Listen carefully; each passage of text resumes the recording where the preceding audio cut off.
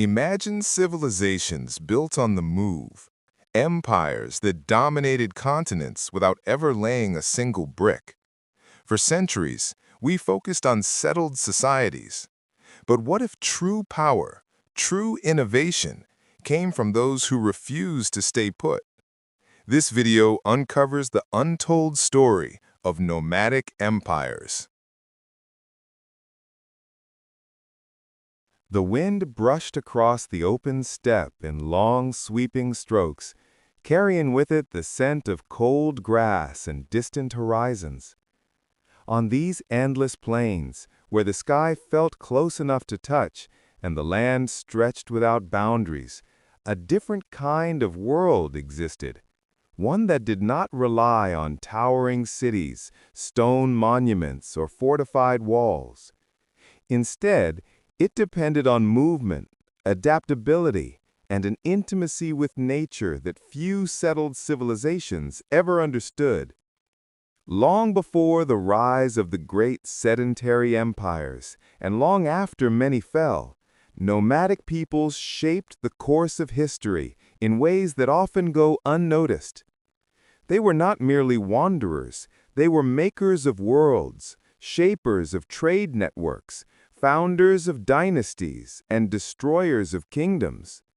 Their story is not separate from civilization.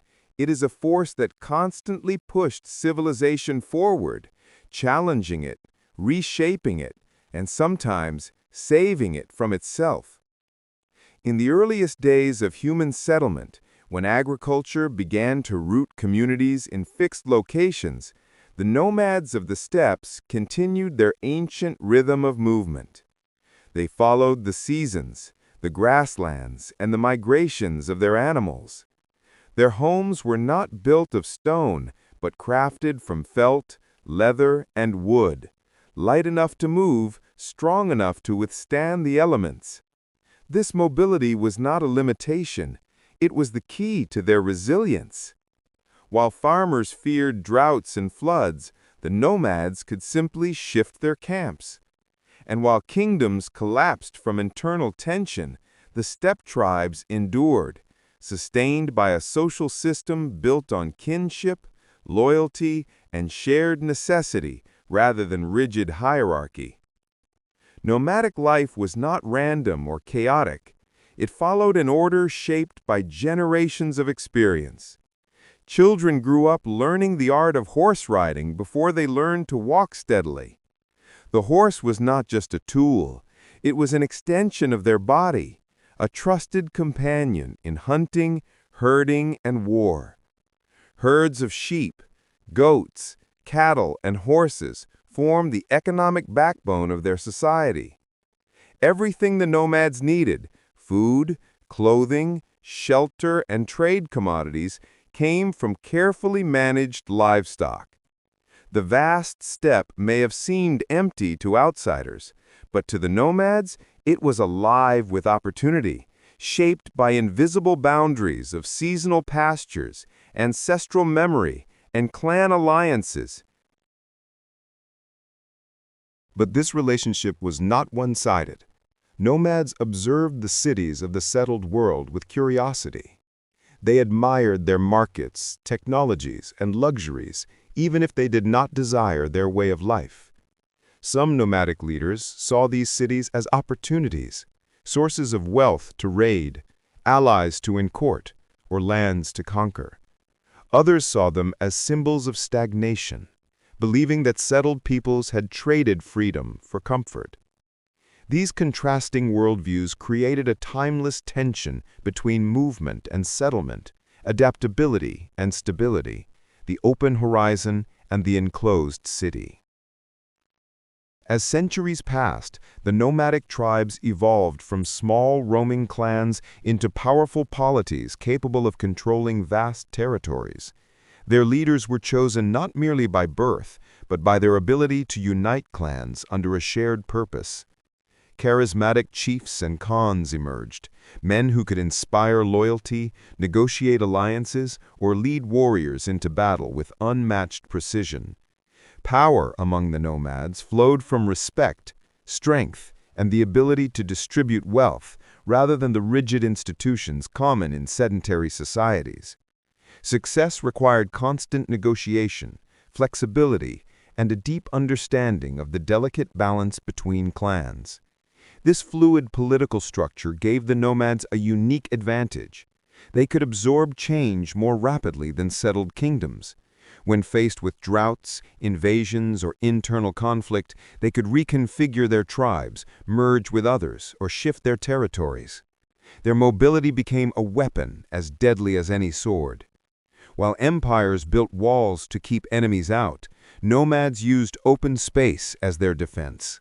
They were ghosts on the battlefield, appearing from beyond the horizon in tight formations, unleashing volleys of arrows from horseback and retreating before the enemy could react. To fight them required a complete rethinking of warfare, something few kingdoms understood until it was too late.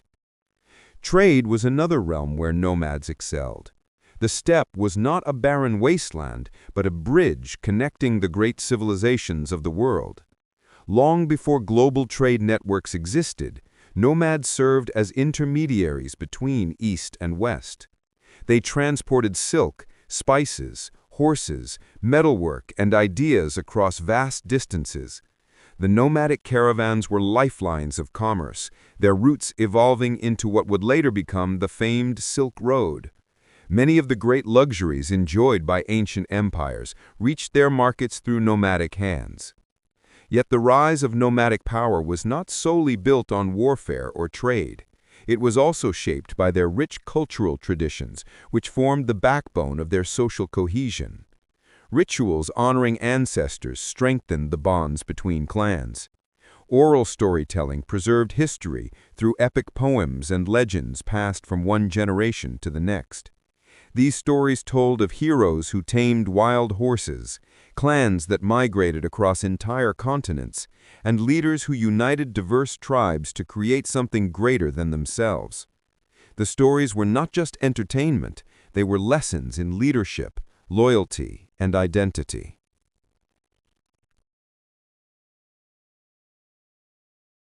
One of the most defining characteristics of nomadic societies was their relationship with nature.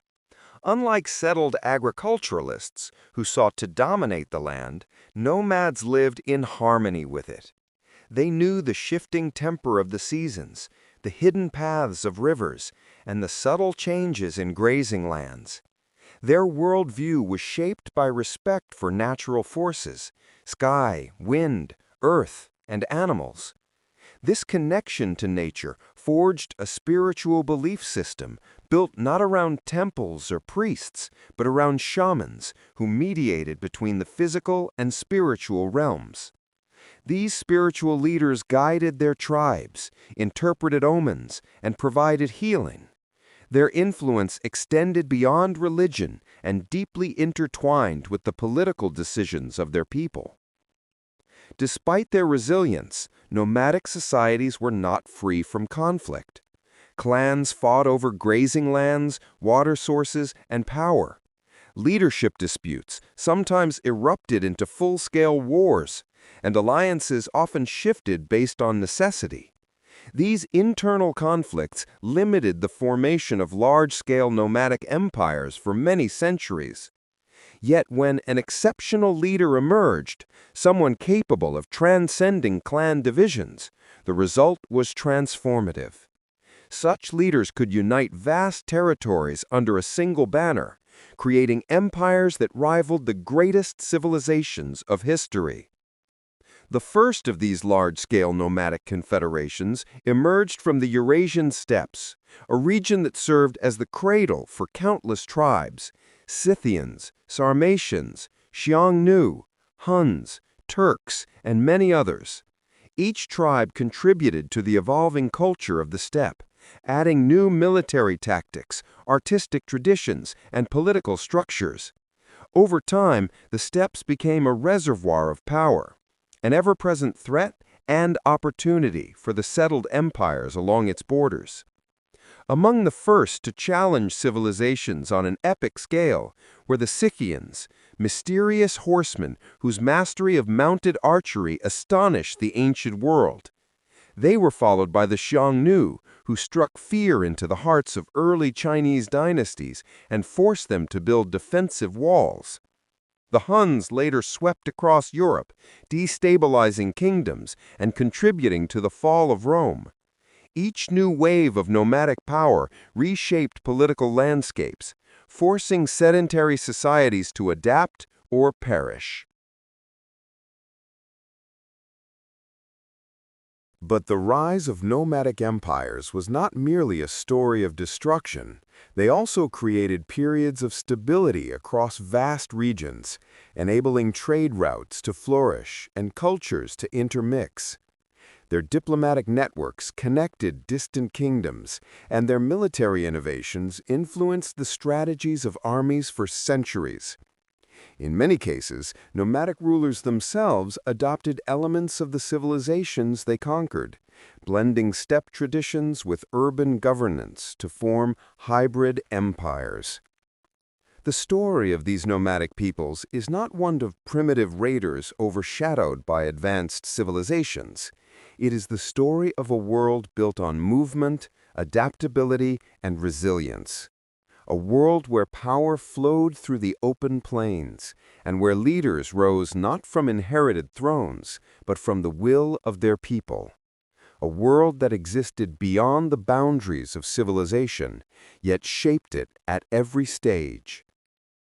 As the centuries progressed, the nomadic way of life would repeatedly collide with the agricultural and urban worlds, sparking waves of conflict and transformation. From these interactions would rise empires unlike anything the world had seen. Empires built not of stone, but of speed, strategy, and the boundless horizon. This was the beginning of an age where the steppes would challenge, conquer, and ultimately redefine civilization itself, setting the stage for the greatest nomadic powers to come. The centuries that followed the early rise of the steppe peoples marked a turning point in how the world understood power. The nomads, long dismissed as simple wanderers, demonstrated that mobility could be transformed into strength, unpredictability into strategy, and communal loyalty into a force capable of unsettling the foundations of the greatest kingdoms. As the steppe confederations matured, they adopted new methods of leadership, new forms of diplomacy, and new reasons to push beyond their traditional grazing lands. These developments laid the groundwork for the great nomadic empires that would soon rise across Eurasia, reshaping the world in their wake. The vast steppe lands themselves played a silent role in shaping this new era. The terrain was both generous and unforgiving. Its endless grasses could feed immense herds, but its winters tested the endurance of every creature that survived there. For the nomads, this environment forged a way of life that was intimately connected to the rhythms of nature. They understood the subtle cues that signaled a coming storm or a shift in the seasons. They memorized hidden watering spots, migration paths, and wind-sheltered valleys. Their knowledge of the landscape gave them strategic advantages that settled civilizations, confined by walls and boundaries, could never replicate. As nomadic tribes began expanding their influence, they encountered not only new enemies, but also new opportunities.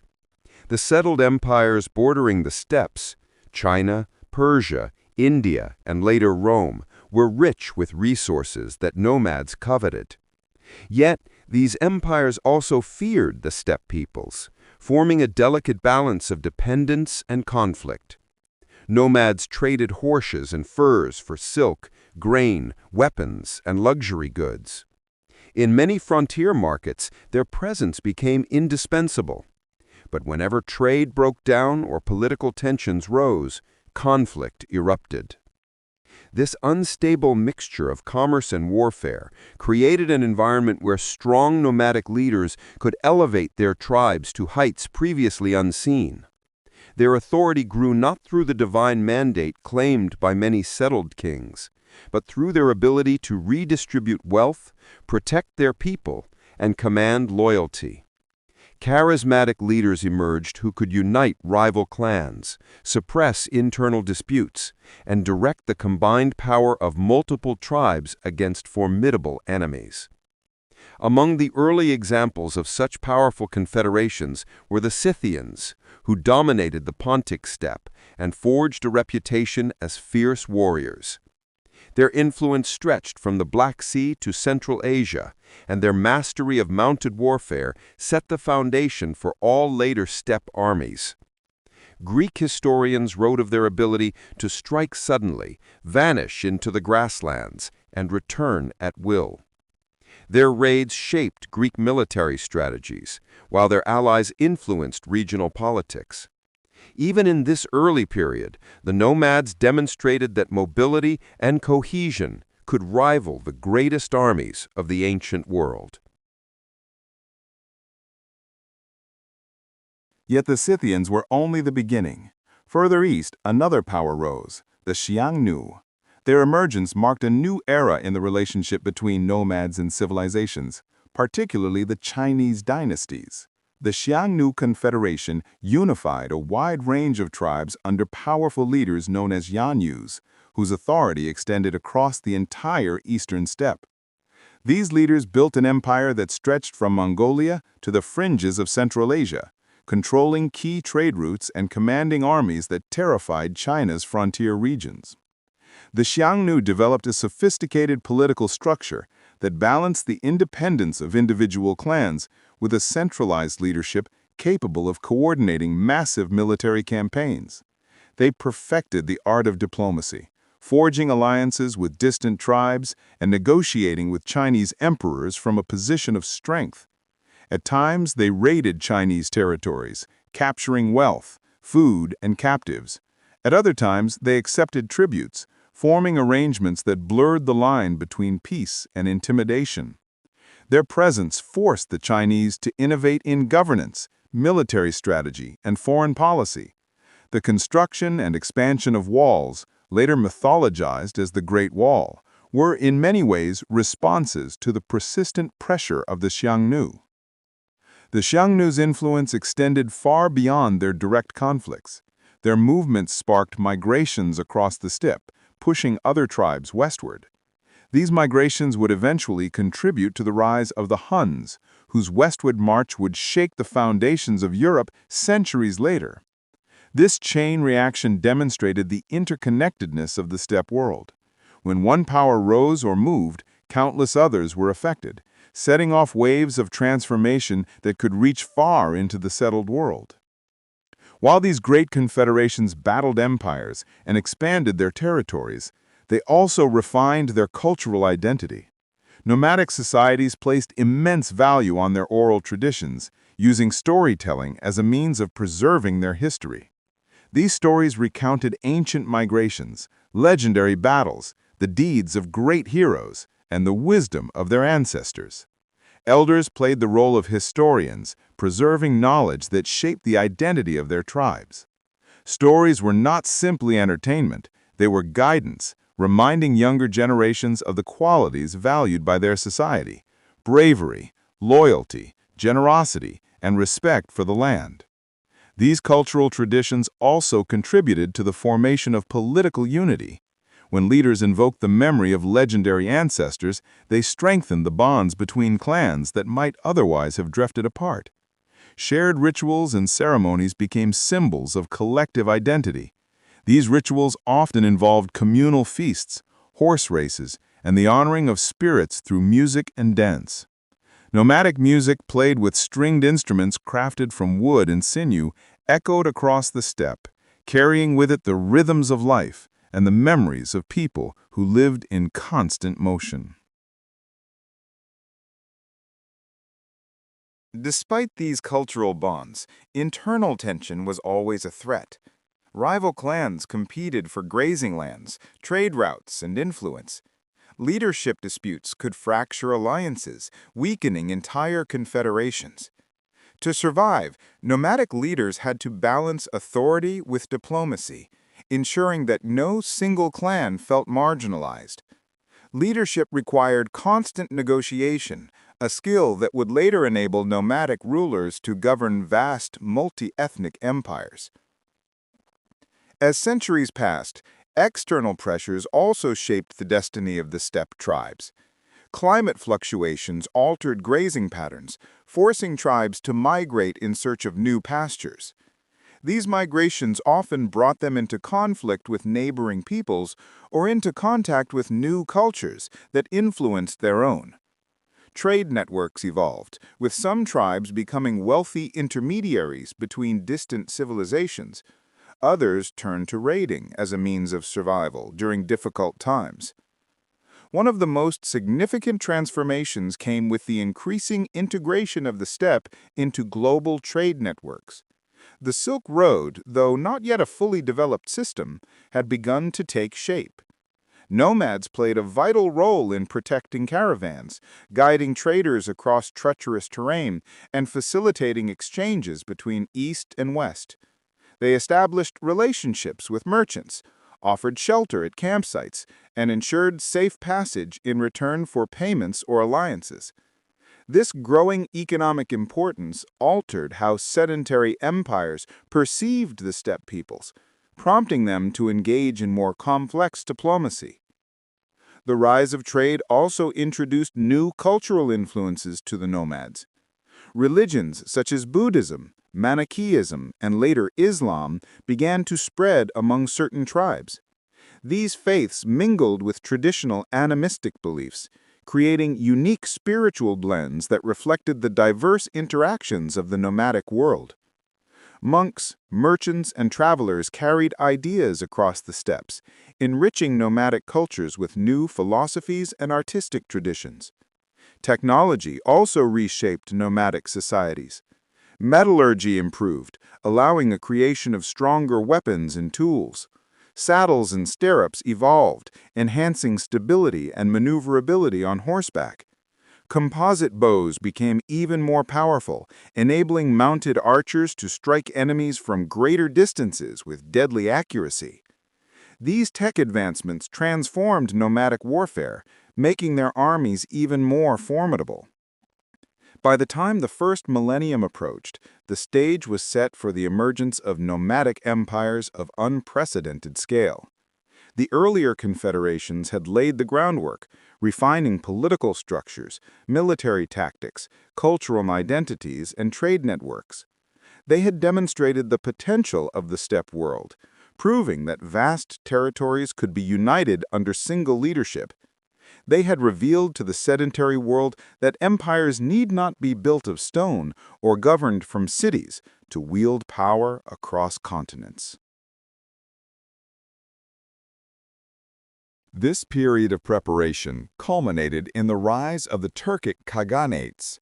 The Göktürks, emerging from the heart of Central Asia, transformed the political landscape of the Eurasian steppes.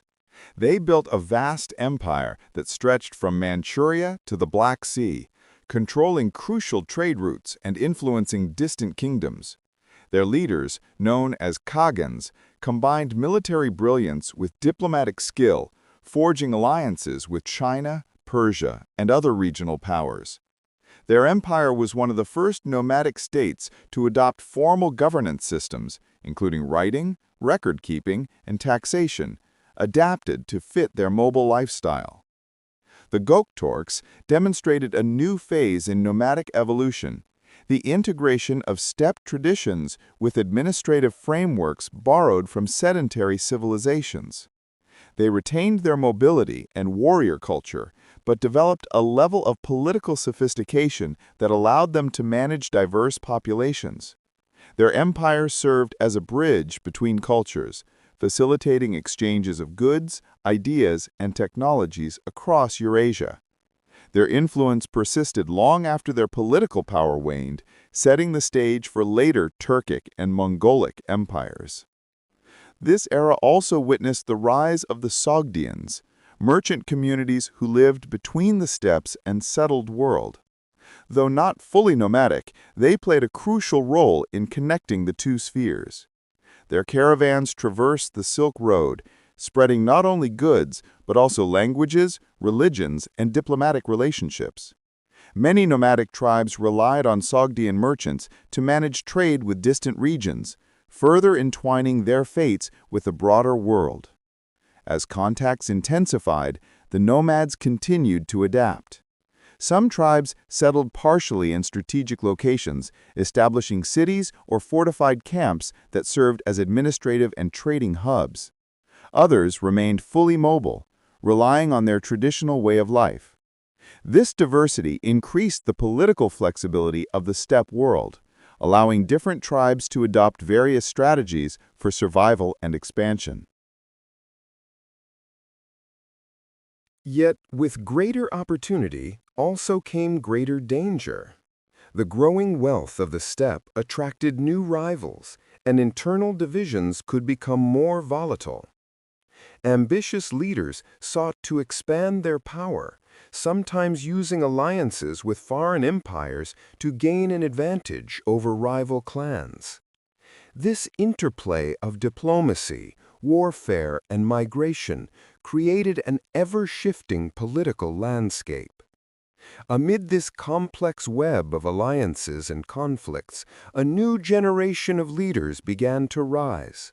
Leaders who would unify vast territories, conquer ancient kingdoms, and establish nomadic empires that stretched across continents. These future conquerors would inherit the legacy of centuries of steppe evolution. They would benefit from the military innovations, diplomatic systems, and cultural traditions developed by their predecessors. They would transform the scattered tribes into world-changing forces. Their rise was not sudden. It was the result of decades of subtle changes. The increasing centralization of authority among certain tribes, the pressures of expanding trade networks, and the influence of neighboring civilizations all contributed to the conditions necessary for the next great transformation. The nomadic world was on the verge of an era that would redefine human history. An era in which horsemen from the steppes would conquer cities, create new cultures, and unite lands thousands of miles apart. As the sun set over the vast grasslands and the fires of nomadic camps flickered against the darkening sky, elders told stories of ancient heroes and prophecies of leaders who would rise to unify the tribes. Whether mythical or historical, these stories carried a sense of destiny, a belief that one day a leader of unparalleled vision and strength would emerge from the steppes, forge a new empire, and bring the world under the shadow of the horsemen. And though no one yet knew his name, the world itself was preparing for his arrival. The world was shifting as the first millennium approached its midpoint. Across the vast heartland of Eurasia, the steppes echoed with a rising hum of movement and ambition. Tribes that had once been isolated by distance found themselves drawn into broader currents of trade, diplomacy, and conflict. The old barriers between nomadic worlds and settled civilizations were fading, replaced by tangled webs of interaction that stretched from the Pacific shores to the Mediterranean. It was a time of convergence, when the destinies of countless peoples began to flow together, preparing the stage for a new wave of empires forged from the fires of the steppe. Among the nomadic peoples of this era, the Turkic tribes stood at the forefront of change. Their earlier rise under the Gauk Turks had revealed the potential for a highly organized steppe empire, one that could wield the power of mobility while adopting the administrative techniques of sedentary states. Though the Göktürk Empire eventually fragmented due to internal disputes and external pressures, its legacy persisted. The memory of a united steppe ruled under strong Khagans lingered in the cultural consciousness of the Turkic tribes. It shaped their political aspirations, informed their strategies, and inspired their leaders. The division of the Göktürk Empire into eastern and western branches had not erased its influence. If anything, it planted seeds in each region that would one day blossom into powerful new confederations. These later Turkic states continued to refine the balance between traditional nomadic governance and more formalized political structures. In the west, the Oghuz, Khazars, Pechenegs, and other Turkic groups began to exert influence over the regions bordering the Black Sea and the Caspian. Their proximity to powerful states, such as the Byzantine Empire and the Abbasid Caliphate, brought both opportunity and danger. The Khazars, in particular, built a sophisticated state that controlled major trade routes and maintained complex diplomatic relationships with surrounding empires. Their adoption of Judaism marked them as a unique presence in the multicultural tapestry of medieval Eurasia.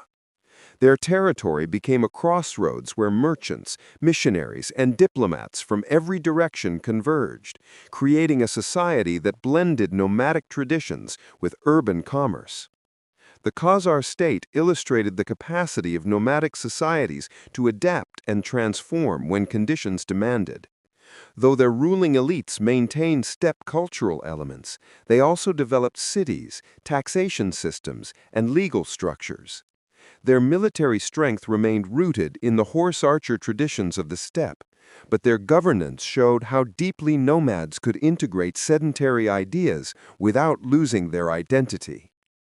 Further east, the Uyghurs rose to prominence after the fall of the Göktürks. Their khanate, centered in what is now Mongolia and Xinjiang, became a formidable force. They forged strong alliances with the Tang dynasty of China, offering military support during internal rebellions in exchange for trade privileges and material wealth. The Uyghurs adopted writing systems, organized bureaucracies, and embraced religions such as Manichaeism, creating a dynamic fusion of steppe mobility and cultural sophistication. Their capital, Ordu Balik, was one of the most impressive urban centers ever built by a nomadic people. Though its population included settled artisans, traders, and priests, the city's heart was nomadic. Its rulers moved seasonally with their camps, maintaining their connection to the land and their horses, while benefiting from the administrative advantages of a fixed center. This hybrid model of governance would later inspire even greater steppe empires. Beyond the Turkic world, other nomadic groups were undergoing their own transformations. The Mongolic tribes, though not yet unified under a single banner, were evolving in ways that mirrored earlier Turkic developments. Clustered around the forest steppe regions to the northeast, these tribes were shaped by harsh winters, scarce resources, and constant competition. They lived in smaller, more fragmented units, bound together by lineage ties and the leadership of local chieftains. Their world was defined by survival, where strength, cunning, and adaptability were necessary not just for success, but for basic existence. Though the Mongolic tribes were not yet the dominant force they would later become, their internal turmoil and environmental challenges forged a resilience that would eventually make them unstoppable. The constant struggle for grazing lands honed their military skills, while their interactions with neighboring Turkic tribes exposed them to new technologies and political ideas. Among them were clans whose descendants would one day conquer half the world. Meanwhile, across the western steppes in Europe, the ripple effects of nomadic migrations continued to shape the destiny of entire regions. Centuries earlier, the Huns had emerged from the eastern steppes, driving Germanic tribes into Roman territories and contributing to the final collapse of the Western Roman Empire. Their legacy persisted in the collective memory of Europe as a symbol of terrifying, unstoppable force. Though the Huns themselves fragmented after the death of Attila, the vacuum they left behind was filled by new waves of nomadic peoples. The Avars established a powerful khaganate in Central Europe, exerting influence over the Carpathian Basin and threatening both the Byzantine Empire and emerging Slavic groups. Their empire became a melting pot of cultures and military techniques, blending steppe traditions with influences from Europe and Asia. They dominated the region for centuries, leaving behind physical and cultural traces that would influence later states. Yet even as these various nomadic powers expanded, the steppes themselves were undergoing subtle changes. Shifts in climate, trade patterns, and regional politics created new pressures. The rise of Islamic empires to the south altered trade routes and introduced new religious currents. In the east, China's dynasties continued to alternately confront and negotiate with nomadic powers. As walls rose and alliances shifted, the steppe tribes adapted their strategies. What truly distinguished this period was the increasing fluidity between nomadic and sedentary lifestyles. Some nomads settled partially or seasonally. Some sedentary people adopted nomadic military tactics. Merchants and diplomats moved freely between worlds. The frontiers were no longer strict boundaries, but zones of exchange where ideas, technologies, and cultures blended. One of the most profound shifts during this era was the steady improvement in military organization among the nomads. Mounted archery remained their core strength, but they began experimenting with new forms of command structure, intelligence gathering, and logistical planning. They developed relay systems for communication that allowed messages to travel across vast distances with astonishing speed. These innovations, though not yet perfected, laid the foundation for the kind of empire that could govern territories thousands of miles apart. As the steppes evolved, so too did the imagination of their people. Legends grew more elaborate, prophecies more ambitious. Stories of past heroes merged with visions of future conquerors. Elders spoke of a time when a great leader would emerge to restore unity to the steppe, end the cycle of internal conflict, and challenge the mightiest kingdoms of the earth. Whether these prophecies were rooted in actual traditions or arose from the aspirations of people weary of fragmentation, they spread across the nomadic world like wildfire. But before such a leader could emerge, the steppes needed transformation, an event or series of events that would reshape its political landscape. That transformative force arrived through conflict. The Uyghur Khaganate suffered from internal tensions and growing rivalry with neighboring tribes. Environmental pressure strained its economy, and political intrigue weakened its leadership. The final blow came from the Kyrgyz, who launched a series of devastating attacks that destroyed Ordubalik and shattered the Uyghur state. Thousands of Uyghurs fled, scattering into Central Asia, China, and Mongolia. Their fall created a power vacuum that intensified competition among the remaining tribes. The region descended into chaos, with rival clans battling for dominance and external powers seeking to exploit the instability. Yet from this chaotic landscape, new alignments began to take shape. Clans that once had little contact now found themselves drawn into shared struggles. Alliances formed, dissolved, and reformed in endless cycles. Amid this turmoil, one tribe, previously of modest significance, began to slowly climb in influence. They were known in various forms as the Bortechino or Blue Wolf lineage, a clan whose origins had been preserved in ancient tales of divine ancestry. Over generations, they survived hardship, exile, and near extinction. Their resilience became legendary among neighboring tribes. This lineage would eventually give rise to one of the greatest conquerors in history, though at this stage they were still insignificant in the grand scale of steppe politics. Yet something was changing among them, subtle shifts in leadership, alliances, and ambition that hinted at a future still hidden beneath the horizon. This growing momentum across the steppes was not confined to Mongolia. In Central Asia, the Karluks, Oghuz, and other Turkic tribes engaged in their own rivalries and migrations. Some groups began moving westward, eventually entering the Middle East and establishing new polities under Islamic influence. These Turkic migrations would culminate in the rise of the Seljuks, who built a vast empire stretching from Central Asia to Anatolia. Their conquest of the Byzantine heartlands set the stage for centuries of conflict between East and West, ultimately leading to the Crusades. The rise of the Seljuks illustrated a recurring pattern. Nomadic peoples who migrated into wealthy, sedentary regions often adopted new religions, languages, and administrative techniques, blending them with their martial traditions. The Seljuks embraced Islam, Persian culture, and bureaucratic governance, creating a hybrid empire that shaped the Islamic world for centuries. Their story reflected the adaptability of nomadic peoples, who could absorb foreign influences without losing the essence of their warrior heritage. Yet, even as these new powers rose, the heart of the steppe, Mongolia, remained fractured, restless, and waiting. The tribes there had not yet produced a unifying leader, but the pressures on them were mounting.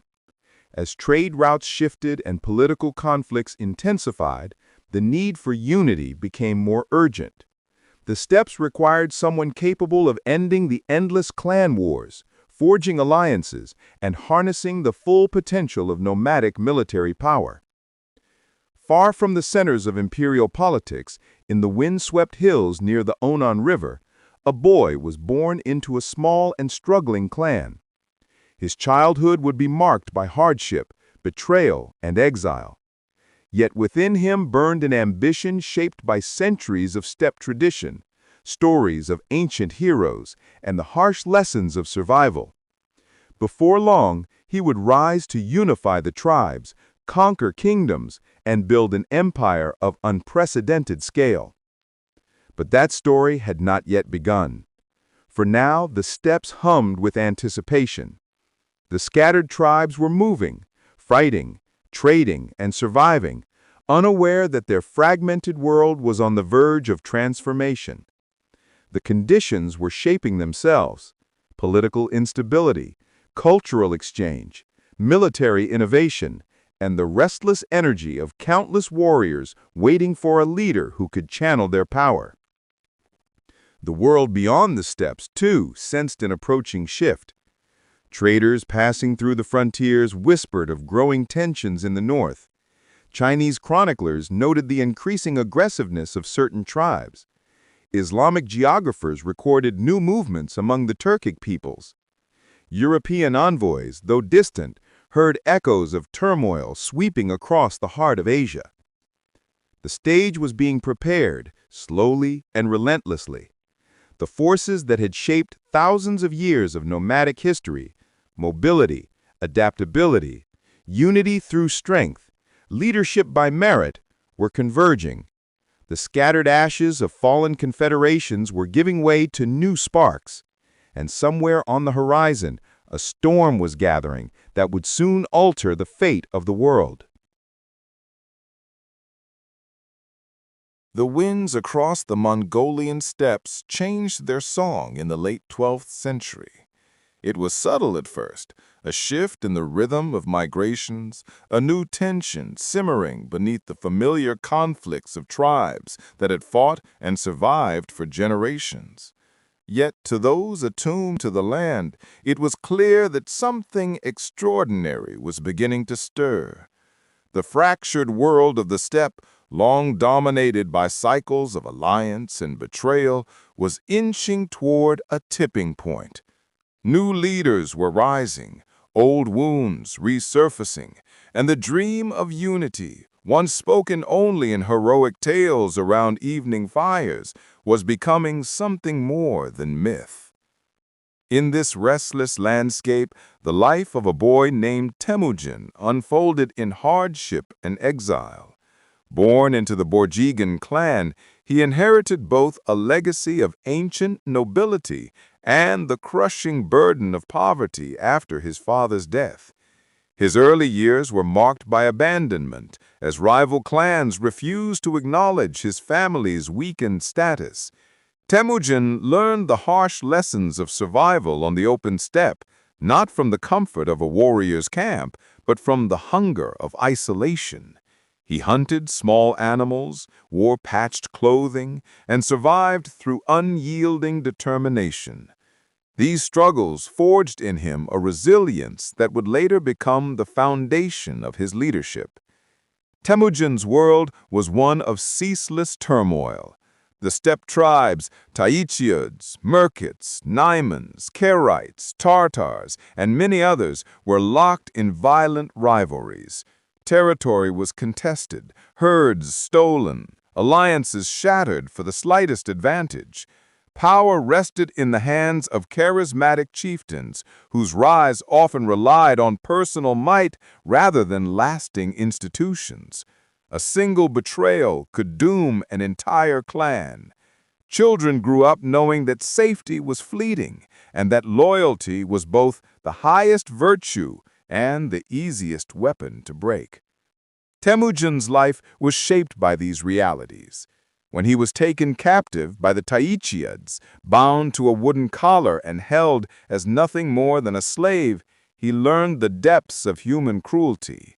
But he also discovered unexpected loyalty from individuals within enemy tribes, loyalty that shattered the boundaries of clan identity. This early understanding that relationships could transcend lineage would later become one of his greatest strengths.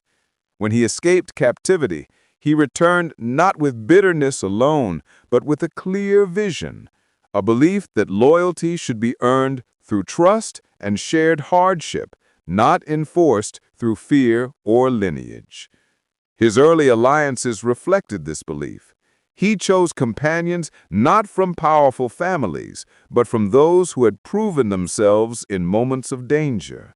Among them were men like Boruchu and Jelme, whose devotion to Temujin was born not from political calculation, but from mutual survival. This emphasis on personal loyalty would redefine the social fabric of steppe politics and become instrumental in Temujin's rise. As Temujin grew, so did his influence.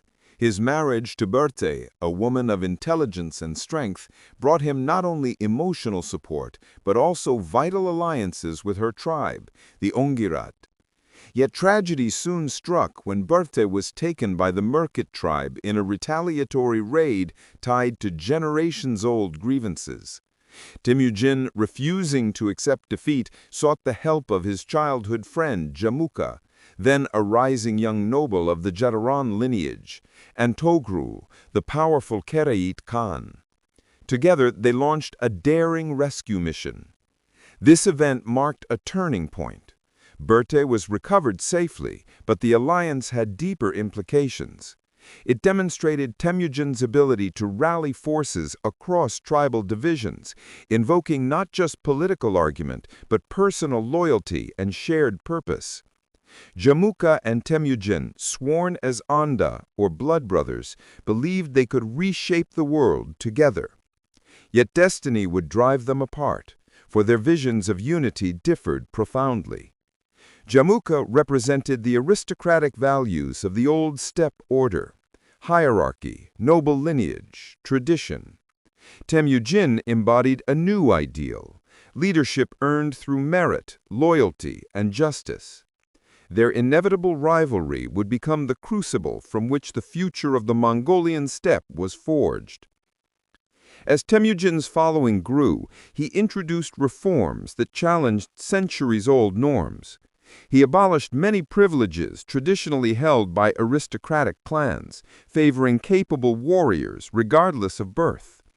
He emphasized discipline among his followers, rewarding bravery and punishing betrayal or unnecessary cruelty.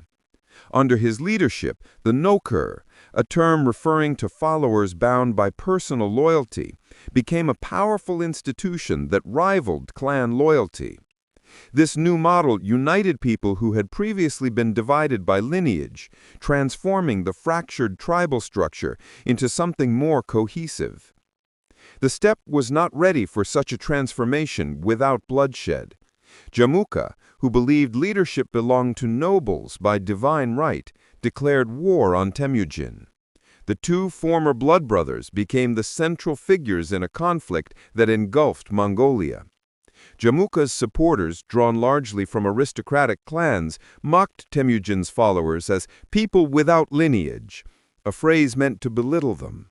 But Temujin's base thrived precisely because he embraced those whom society had marginalized: orphans, shepherds, blacksmiths, hunters, and warriors whose talents had been ignored due to their birth. The battles between Temujin and Jamuka became legendary. Camps shifted constantly, alliances formed and broke, and the steppes were filled with the thunder of horses and the cries of warriors. Temujin's forces demonstrated not only courage, but also strategic brilliance. He employed feigned retreats, surprise attacks, and environmental adaptation with precision. His ability to reorganize units quickly and respond to shifting conditions made his army almost fluid in motion, an embodiment of the steppe itself. As Temujin's victories mounted, more tribes began to rally to his banner. The Tartars, after generations of hostility with the Borjigin clan, fell to his forces. The Taiyi Chuts, who had once enslaved him, were shattered. The Karaite kingdom, weakened by internal betrayal and external manipulation, was absorbed into Temujin's growing coalition. The fall of these major powers sent shockwaves across the steppe, signaling that the balance of power was shifting irreversibly. Jamuka, though charismatic and noble, could not match Temujin's ability to inspire loyalty across social divisions. His insistence on aristocratic privilege alienated many potential allies. Eventually, after years of conflict, Jamuka was betrayed by his own supporters who hoped to gain favor with Temujin. But in one of the most revealing moments of his character, Temujin refused to accept Jamuka's death at the hands of traitors. Instead, he honored his old friend and rival by granting him a noble execution without shedding blood, an act symbolizing both respect and the end of an era. With Jamuka gone, the last obstacle to the unification of the Mongolian steppe was removed. In 1206, the tribal leaders gathered at the Onon River for a grand Kurutai. Here, under a sky filled with banners and the roar of thousands of warriors, Temujin was proclaimed Chinggis Khan, the universal ruler of all Mongols. The steppes, long divided by war and hatred, were unified for the first time in centuries. The rise of Chinggis Khan marked the beginning of an empire unlike any the world had ever seen. His reforms continued with renewed intensity. He reorganized the entire Mongol nation into military units called tumens, each consisting of 10,000 warriors. These units were further divided into smaller groups, creating an efficient structure that enabled rapid mobilization. Loyalty was placed above all else, and responsibility was distributed across ranks in ways that ensured stability. Chinggis Khan also established laws connectively known as the Yasa. These laws promoted unity, discipline, and justice. Theft, betrayal, and corruption were punished severely, while merit was rewarded generously. The Yasa addressed matters of warfare, trade, religion, family, and diplomacy. Though not written in a single text during Chinggis Khan's lifetime, its principles became the moral backbone of the empire. Chinggis Khan's first major campaign targeted the Jin dynasty. The Mongols adapted their strategies to siege warfare, an art traditionally dominated by sedentary civilizations. They employed Chinese engineers, utilized catapults and siege towers, and perfected psychological warfare. Their mobility allowed them to raid supply lines and encircle fortified cities with speed that shocked their enemies. City after city fell, and the once mighty Jin were pushed southward. The defeat of the Jin marked the Mongols' arrival as a world power. Their conquests opened vast wealth and new trade opportunities. But for Chinggis Khan, this was merely the beginning. when the Khwarezmian Empire killed his diplomatic envoys, an act considered a grave sin under steppe law, Chinggis Khan launched one of the most devastating campaigns in history. The Mongol army swept across Central Asia like a storm, destroying cities, defeating massive armies, and reshaping the geopolitical map. Yet, even as Mongol conquests expanded, the essence of their nomadic heritage remained intact. Mongol warriors still lived in felt tents, drank fermented mare's milk, and revered the eternal sky. They traveled with their herds, maintained traditional clothing and rituals, and shared communal meals that reminded them of their humble origins. Their empire might stretch across continents, but their identity remained rooted in the vast grasslands that had shaped their ancestors. Chinggis Khan's success lay not only in his military genius, but also in his ability to forge unity from diversity. He integrated conquered peoples into his empire, employing Persian administrators, Chinese engineers, Turkic soldiers, and Arab merchants. This multicultural inclusion allowed the Mongols to govern vast territories efficiently. The empire became a conduit for trade, communication, and cultural exchange across Eurasia. As the Mongol Empire expanded, the Silk Road flourished under their protection. Caravans traveled from China to Europe with unprecedented safety. Knowledge, technologies, and ideas flowed across the empire. Medicine from Persia reached China. Printing techniques spread westward, and artistic styles blended across cultures. This Pax Mongolica, or Mongol peace, created a rare moment in history when the world was interconnected in ways previously unimaginable.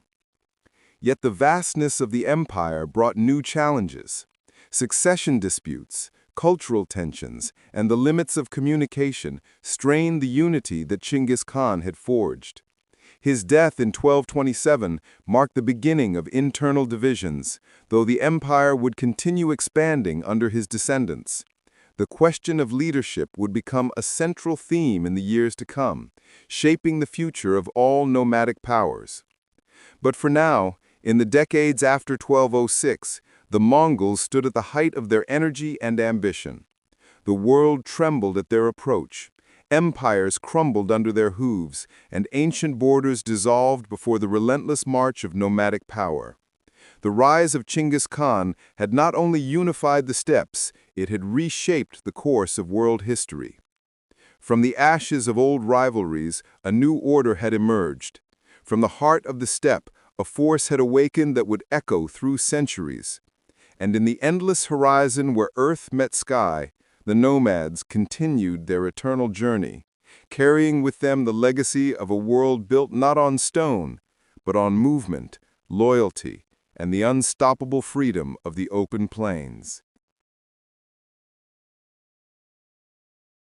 The Mongol Empire, forged in the fires of internal struggle and external conquest, entered its next great phase after the death of Chinggis Khan. His legacy had created a blueprint for ruling vast territories, but the question now confronting his descendants was how to preserve unity while maintaining the relentless expansion that had defined the empire's rise. The steppe, for centuries fragmented by clan rivalries, had been transformed into the nerve center of the largest empire the world had ever seen. But could it remain so when its horizons now touched distant shores and foreign civilizations? The death of the great Khan did not halt the Mongol advance. Before his passing, Chinggis Khan had laid out a clear plan for succession through the Kurotai, a council of nobles who elected the next ruler. His third son, Ögedei, was chosen as the new great Khan, a decision supported by key generals and members of the ruling family. Ögedei's leadership style differed from his father's. Though a capable warrior, he excelled more in administration and delegation. He retained the core of the Mongol military machine while appointing trusted commanders such as Subutai, Batu, and other legendary generals to conduct campaigns across Asia and Europe. Under his reign, the Mongol Empire entered an age of global conquest unparalleled in its scale and ambition. The Mongol armies, already refined under Chinggis Khan, continued to innovate. Their mobility, discipline, and intelligence networks made them nearly unstoppable. Scouts traveled weeks ahead of the main force, gathering information on terrain, resources, and enemy positions. Siege engineers, drawn from Chinese, Persian, and Central Asian experts, enabled them to take fortified cities once considered impregnable. The Mongols combined the speed of nomadic warfare with the technical sophistication of sedentary states, creating a hybrid military machine that confounded their adversaries. Their campaigns during Ögedei's reign expanded the empire westward with breathtaking speed. Subutai, one of history's greatest strategists, led invasions that swept across the Caucasus and Eastern Europe. The principal thrust of these campaigns was under the command of Batu Khan, Chinggis Khan's grandson and ruler of the western Ulus. Together, Batu and Subutai carved their way through the Rus principalities, defeating coalitions of European knights unaccustomed to the Mongols' rapid maneuvers and devastating arrows. The Mongol advance into Eastern Europe reached as far as Hungary and Poland. The battles at Mohi and Lignica stunned European observers who had never seen armies move with such coordination and deadly precision. It was only the sudden death of Ögedei in 1241 that halted the Mongol advance. Batu and his generals turned back to participate in the Kurultai, for the succession of the Great Khan was more important than even the conquest of Europe. While the Western Front surged, the eastern and southern regions of the empire also expanded. The campaign against the Jin dynasty concluded with their collapse, and the Mongols swept into the Song dynasty territories of southern China.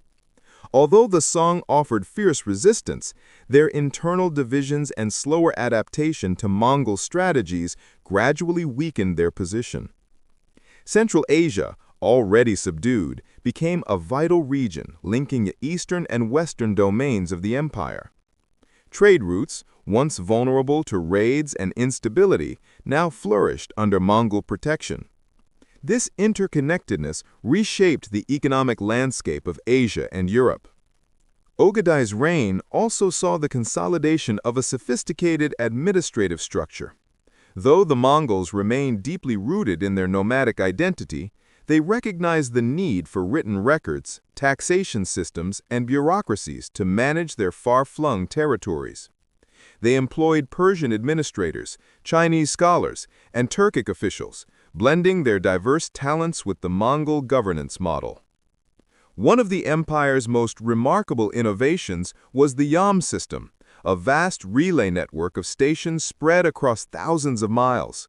These stations housed fresh horses, food supplies, shelter, and communication posts. With the Yam system, messengers could travel across the empire at astonishing speed, spreading decrees, gathering intelligence, and maintaining the cohesion necessary for ruling such immense lands. This system was a testament to the Mongols' ability to adapt without compromising their core values of mobility and efficiency. Ögedei's death, however, produced political tensions. The empire he inherited had grown larger than even Chinggis Khan could have predicted, and the demands of governing it strained the relationships among his brothers, their descendants, and the great families. The powerful Toragane Hatun, Ögedei's widow, assumed regency while maneuvering to secure the throne for her son, Geyuk. The Kurultai that eventually elected Geyuk was marked by intense rivalry, signaling that the unity forged by Chinggis Khan was beginning to fray. Geyuk's reign was short-lived, and the empire entered another period of uncertainty. The struggles for succession revealed an inherent challenge in nomadic governance. While leadership was ideally based on merit and election, Family rivalries and regional divisions could easily undermine the process. The empire's sheer size meant that the ambitions of individual leaders could conflict with the broader needs of unity. Amid this turbulence, one man emerged with the potential to restore order. Munkei Khan, grandson of Chinggis Khan through Tolui. Backed by powerful figures such as Sorhagatani Beki, a Toluide noblewoman renowned for her intelligence and political mastery, Munkei secured the position of Great Khan in 1251. His election reasserted Toluide dominance and brought stability that allowed the Mongol Empire to continue its expansion.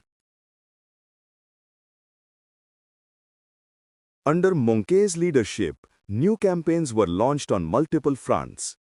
In the Middle East, Hulegu, another of Tolui's sons, led a massive force to conquer the Abbasid Caliphate. The Mongol armies advanced into Persia and Mesopotamia, capturing cities that had stood for centuries. The fall of Baghdad in 1258 sent shockwaves through the Islamic world. With the destruction of the Abbasid Caliphate, the Mongols shattered a key cultural and spiritual center, forever altering the political structure of the Middle East. Meanwhile, in China, Munkei initiated campaigns to conquer the Song dynasty. His younger brother, Kublai, was placed in charge of operations in the south. Kublai proved adept at both military strategy and administration. He studied Chinese culture, employed Confucian scholars, and gradually adopted elements of sedentary governance. His approach contrasted with that of traditional steppe leaders who viewed urban life with suspicion. Yet, Kublai saw the value of integrating Mongol rule with established administrative systems. Munkei's unexpected death in 1259 during the campaign in Sichuan triggered another succession crisis. The empire's vastness now became a liability. Rival factions debated the rightful heir, and regional commanders, especially Hulegu in the west and Kublai in the east, were reluctant to relinquish their autonomy. The Kurultai that followed was fractured, producing rival claimants. Kublai Khan eventually emerged victorious, but his rise marked a decisive shift. Under his leadership, the Mongol Empire began to split into separate domains. Kublai moved his capital to modern Beijing and declared the founding of the Yuan dynasty. In doing so, he became the first non-Han emperor to rule all of China. His reign brought advancements in science, architecture, and trade. But it also signaled the gradual transformation of Mongol identity in the east, blending steppe traditions with Chinese statecraft. In the west, Hulegu established the Ilkhanate in Persia, laying the foundation for a new era of cultural synthesis. The Ilkhanate embraced Persian administrative practices while maintaining Mongol military traditions. Over time, the Ilkhan rulers would adopt Islam, integrating themselves into the cultural fabric of the region. Further north, in the vast grasslands of Russia, the Golden Horde, descended from Batu Khan, maintained a powerful and semi-independent state. Its rulers governed a large population of Slavs, Turks, and Finno-Ugric peoples while remaining deeply rooted in the nomadic lifestyle. The Golden Horde controlled crucial trade routes between Asia and Europe, enriching itself through commerce and tribute. Its influence shaped the development of future Russian states.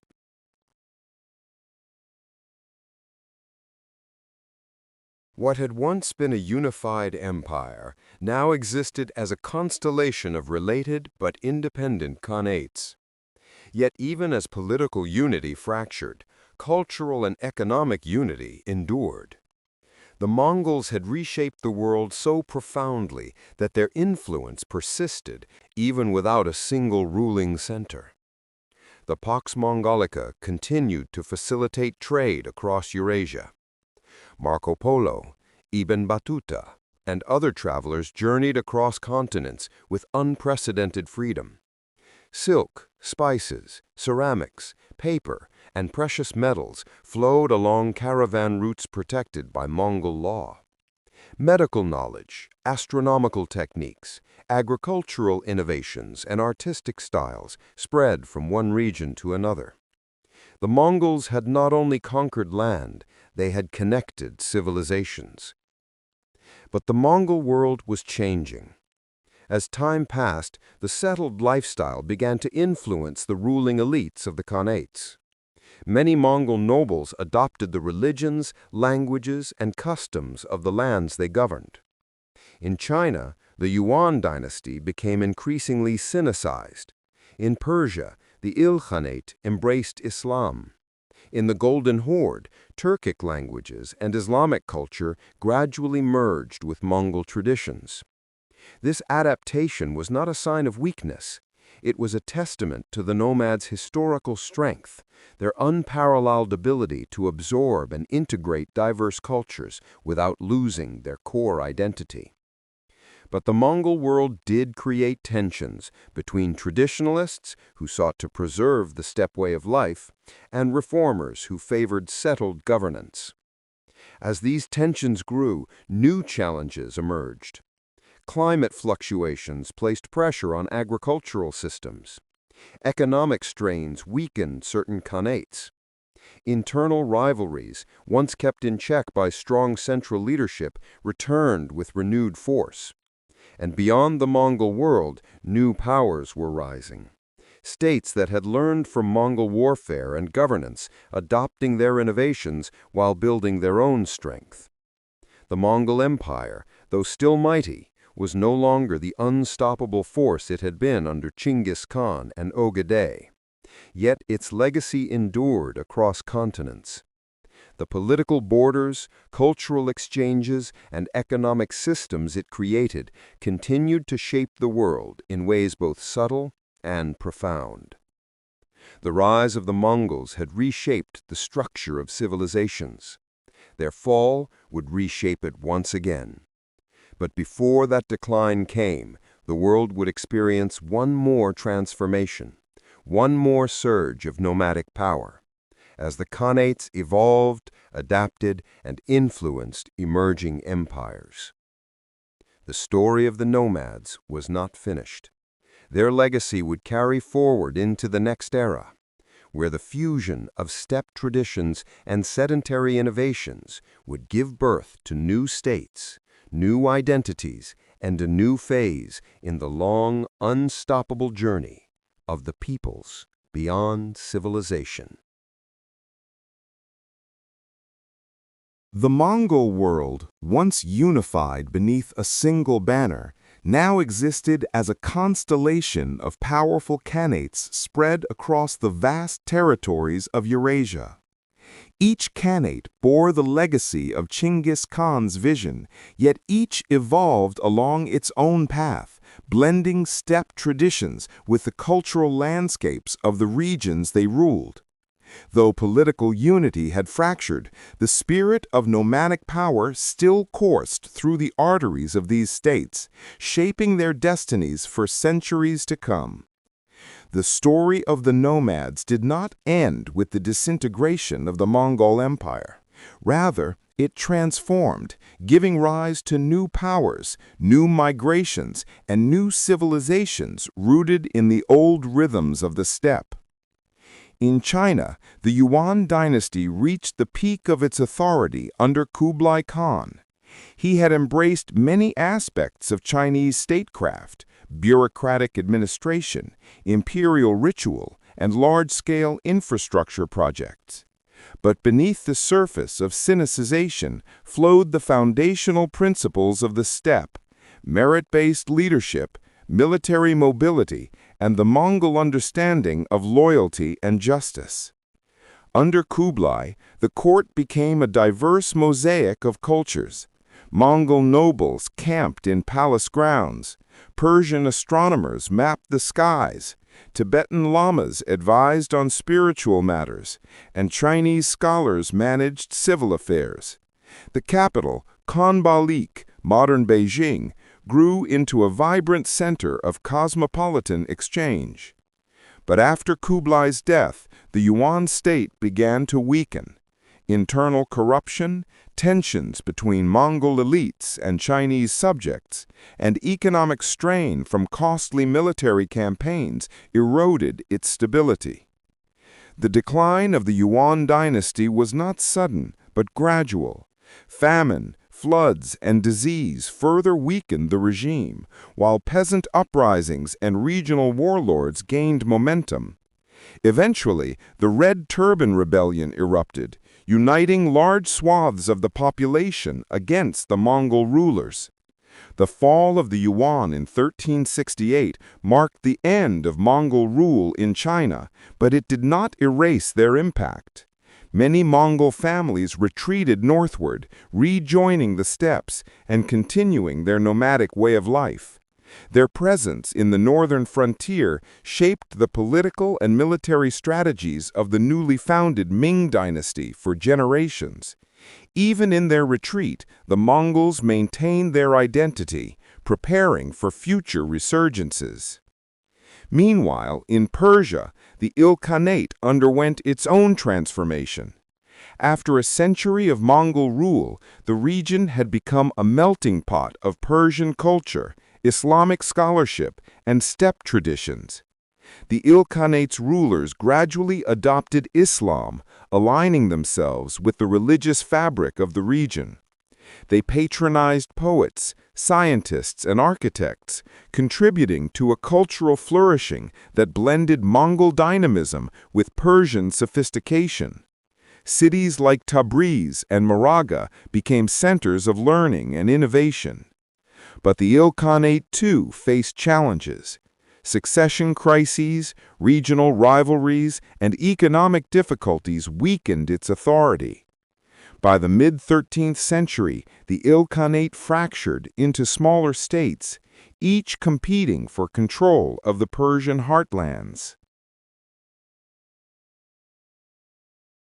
Central Asia, governed by the Chagatai Khanate, followed a more turbulent path. The region's nomadic heritage remained strong, but its proximity to Persia, India, and China exposed it to diverse influences. The Chagatai realm frequently oscillated between periods of unity and fragmentation as rival factions vied for authority. Turco-Mongol elites maintained their traditional lifestyles while ruling over settled populations engaged in agriculture and trade.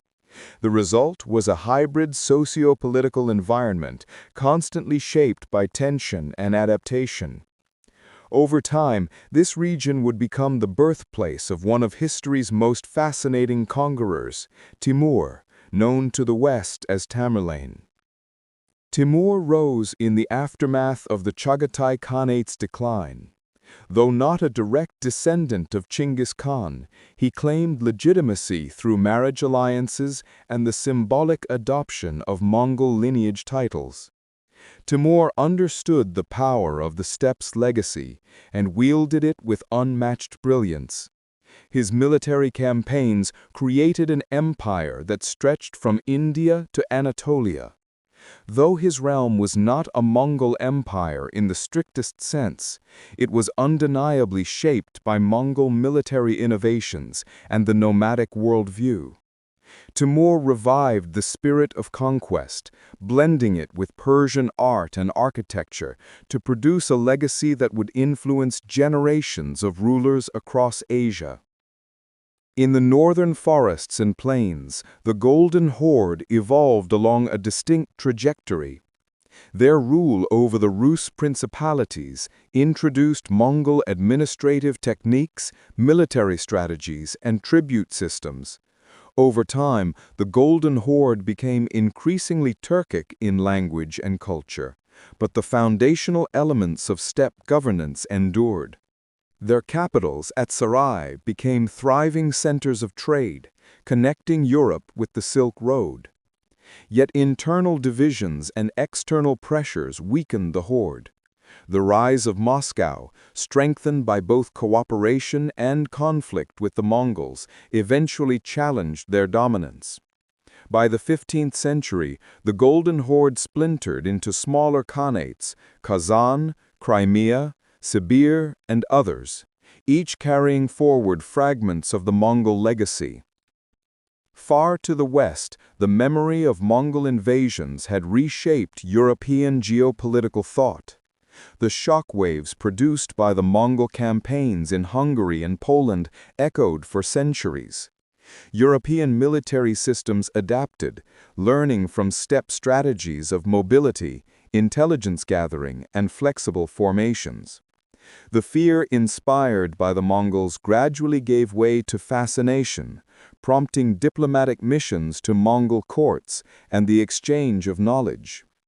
The Mongols unintentionally accelerated the development of stronger centralized states in Europe, as smaller kingdoms recognized the need for unity against powerful external threats.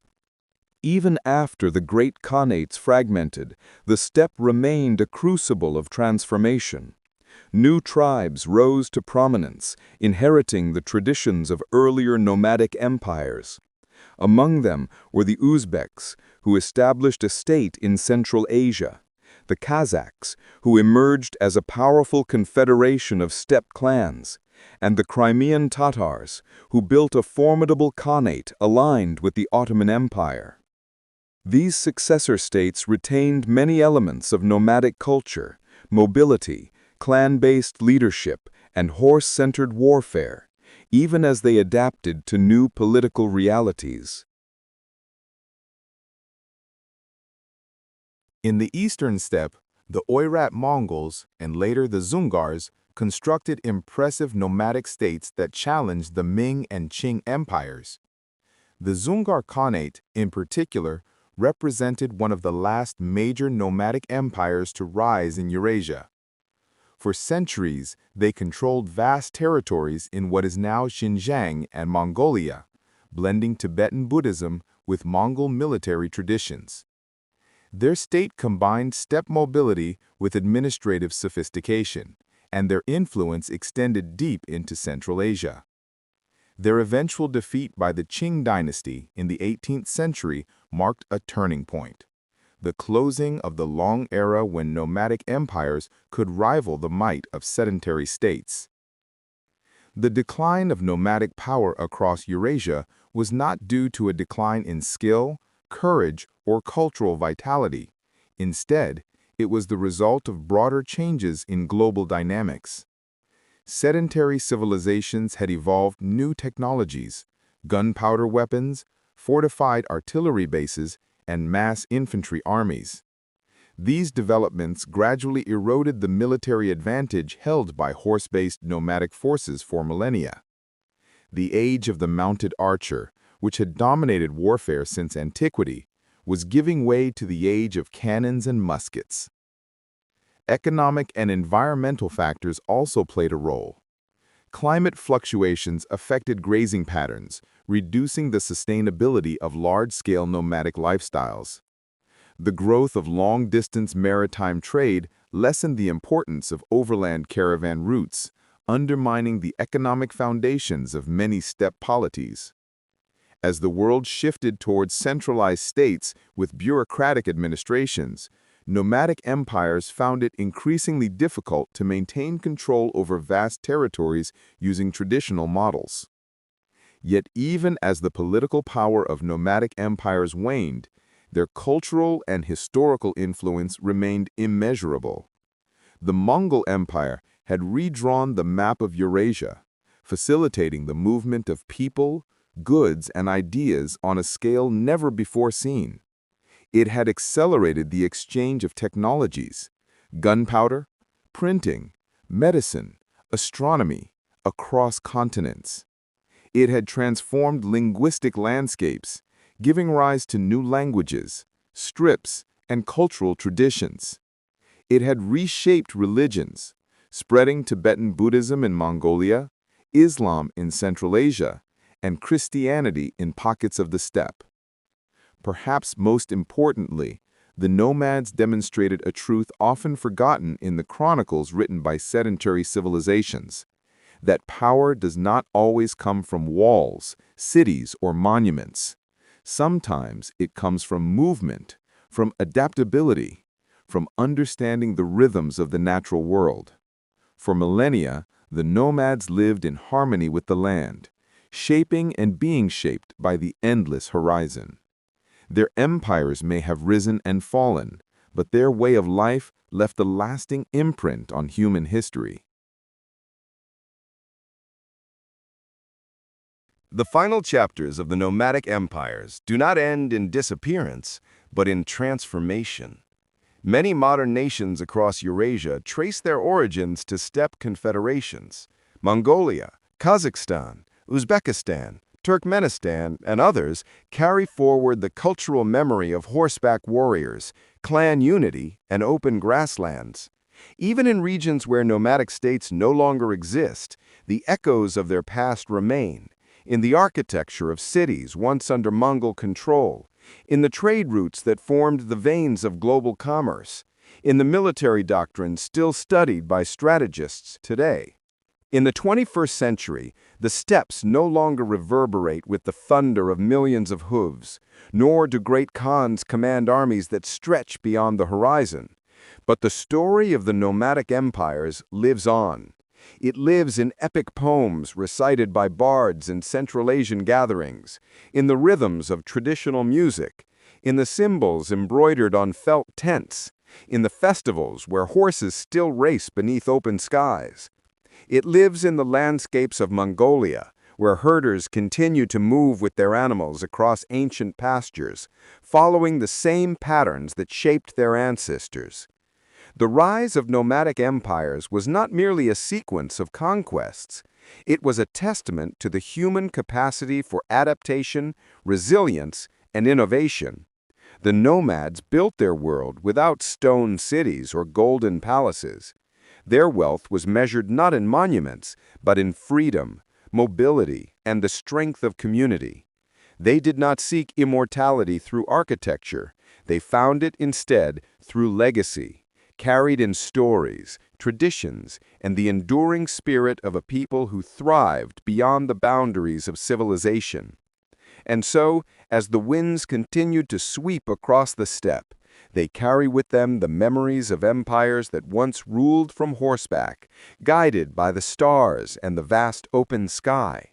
The rise and fall of these empires remind us that history is not only written in cities, but also in the spaces between them, in the sweeping plains where the earth meets the horizon, and where the nomads carved a destiny that forever reshaped the world.